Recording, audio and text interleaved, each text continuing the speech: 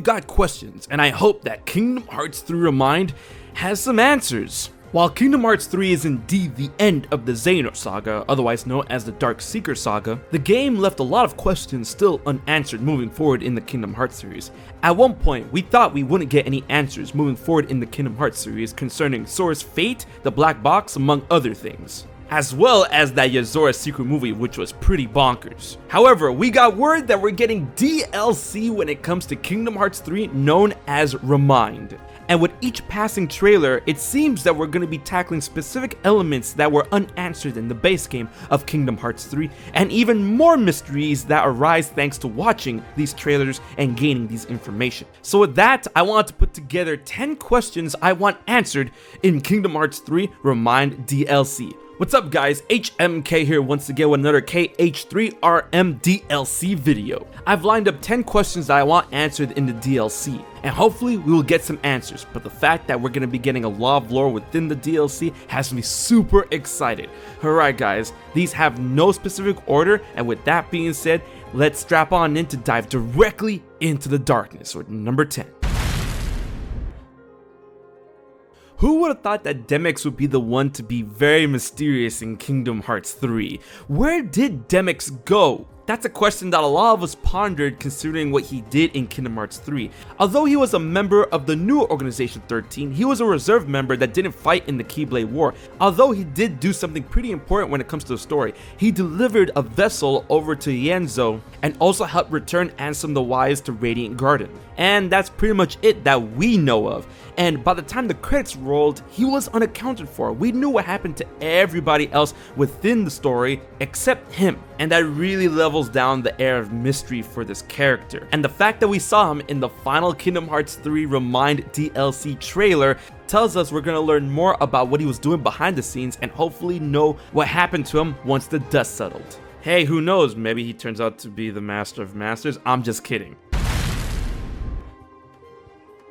Well, it's no secret now, but at the end of Kingdom Hearts 3, Sora disappears by paying the price from abusing the power of waking. And everyone saw him go poof. As it turns out, it looks like Riku is leading the way on trying to figure out where did Sora go and trying to find out where he is. And with this post-game element tied into play, I want to know exactly how long after Sora disappeared from the beach does ReMind take place. Because according to Riku, they've been searching everywhere for Sora and they couldn't find a single trace. So that tells me they're doing a pretty big and extensive search for our boy, and I want to know exactly who's going to be part of the search, if not everyone. Kairi, Roxas, Terra, Aqua, Ventus, Lee, Xion, Isa, Mickey, maybe even Ansem the Wise, Yenzo, Dylan, Alias, and of course Riku's out there to recruit the Final Fantasy crew. To this end, I want to know how big of a scramble the heroes are doing in order to find Sora and how long it has been.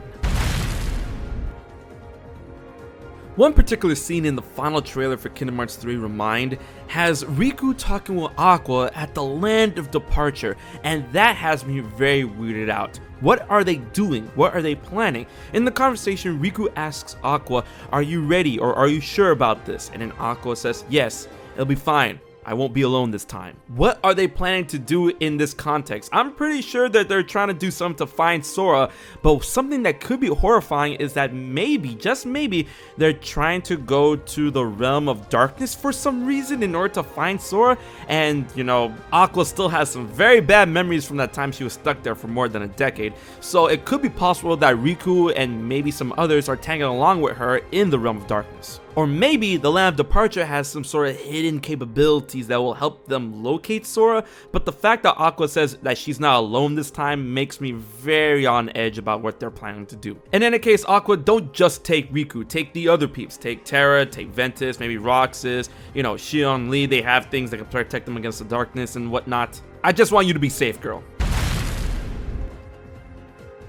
Sora is key when it comes to the salvation of the worlds. And along his journeys, his heart has connected to many other people, making friends and enemies. Long story short, he's left an impact with everyone he's met and every world he's been to. So with his disappearance at the end of Kingdom Hearts 3, I really want to see what a world without Sora will be like and what a world without Sora will be geared towards, because we really don't know by the end of the ReMind DLC if he's gonna be back. He could still be stuck in Shibuya or wherever he'll end up, and I truly wonder if we're gonna see a reaction when it comes to those who have known him. I mean, we already see a little tease of that with the Final Fantasy crew, but I want to see if the characters are prepared to move forward in a world without Sora. Will they take parameters? Will they be ready emotionally and mentally? I must have these answers.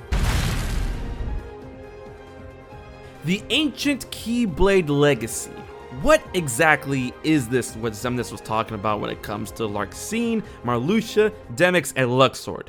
We can already kinda infer that it has to do something with Union Cross, as it turns out that Marluxia and Larxene, their human forms existed during the time of Union Cross as Lauriam and Elrena respectively. We haven't seen DEMYX or Luxord's human forms yet. But the thing is, even though we knew that Lauriam and Elrena are from the time of Union Cross and Lauriam is a Union leader, what exactly is so special about these two and the other two that make up the Ancient Keyblade Legacy? I felt that Xemnas dropping this had to do some sort of mad setup for Union Cross, but since we are getting the ReMind DLC and DEMYX and Luxord are coming back, maybe we'll finally understand the extent of what this means.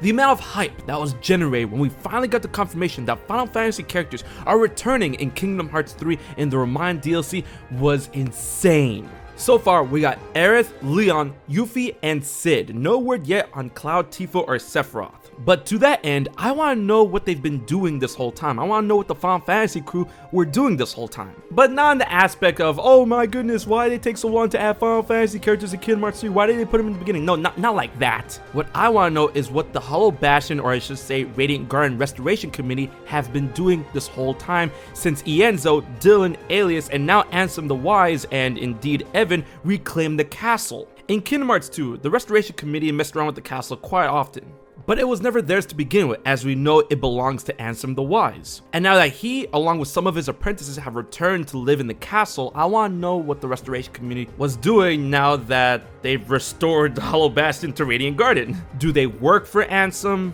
Maybe Aerith is combining forces with Riku, as maybe she too is looking for Cloud just like Riku is looking for Sora? I need to know. The black box. Must I say it? What is in the black box? Where has the black box been hidden all this time? And what does Xigbar, aka Lushu, means when he says long stories when looking at the box? Within the trailers of ReMind, it really seems that they might poke around with what is in the box and what the box is in itself. There are so many theories up the wazoo when it comes to the black box, but maybe finally we'll get some answers after years of speculating. But hey, maybe at the end of Kingdom Hearts 3 ReMind, if they just open the box but we don't see what's in the box as it's opening from the other perspective of the camera, I think I'll be good with that. I don't know. I want to know what you guys feel about that, because man, this black box. A wild card. Sora has earned it. I want to know what that wild card is. Actually, I want to know what it does. I've theorized before that it's literally could be a get out of jail free card, with Shibuya being that jail. When Luxord gave Sora this card at the end of Kingdom Hearts 3 during the Keyblade War, I really thought it was going to come into play during the fight of Xehanort, but then Sora didn't do anything with the card, and it just kind of like fizzled out. I mean, he has the card, but when is he gonna use the card? Nomura even stated that this card could be the key to Sora's revival or return. And that really makes you wonder, what is the true nature of Luxord and what's the true nature of this card? I mean, how is this card going to help Sora come back from his fate? Is it going to teleport him? Is it going to transform into an object that he's going to be able to use? Will it grant him powers, as Kirthi does say that you're going to lose all your powers, but technically that card isn't his power, it's something else. All this thinking about the wild card is pretty wild. Okay, moving on.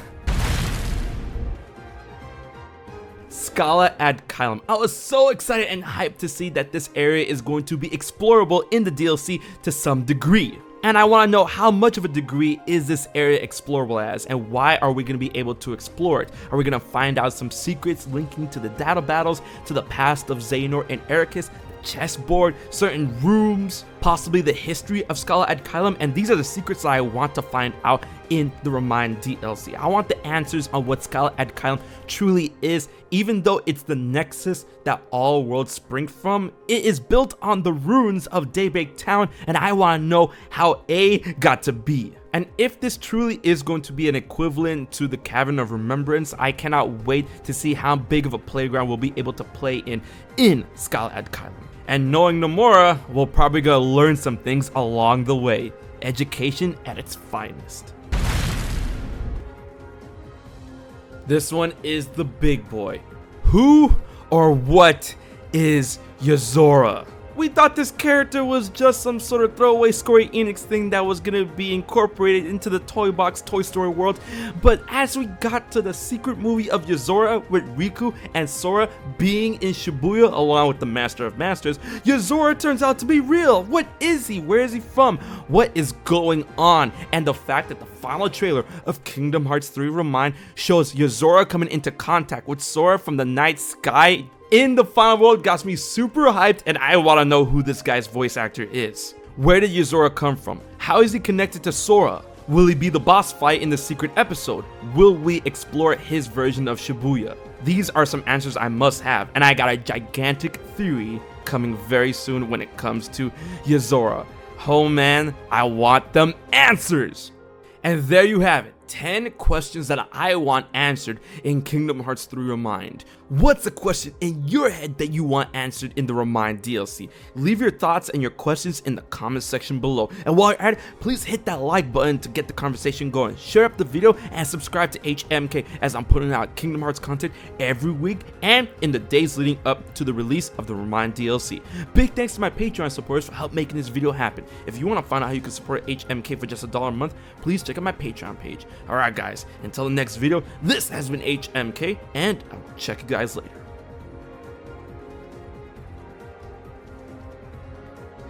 So you haven't subscribed to HMK yet? Don't piss Xemnas off.